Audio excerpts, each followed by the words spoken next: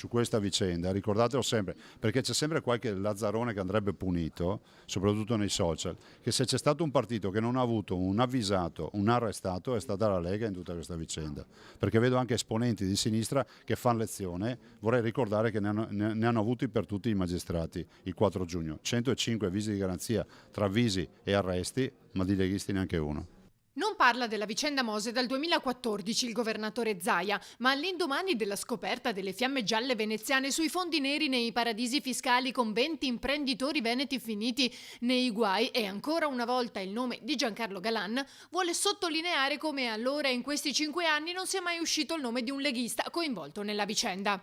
Nel frattempo gli avvocati dell'ex governatore veneto hanno dichiarato che non esisterebbe alcun tesoretto. Possiamo escludere in maniera radicale che ci siano denari attribuibili a Galan all'estero, ha dichiarato Niccolò Ghedini, sulla stessa lunghezza d'onda del collega Franchini, che parla di suggestioni legate all'intercettazione ambientale in macchina nel 2014 tra Paolo Venuti, dello studio commercialista padovano, e la moglie risultata intestataria di un conto in Svizzera. Quei soldi sono di Giancarlo, si dissero, riferendosi al 1,5 milioni di euro di cui non c'è ormai più traccia, ma l'interpretazione di quelle parole, secondo l'avvocato Franchini, si presta a svariate ipotesi. Sviluppi di cui i difensori si dicono all'oscuro, non essendo lui indagato.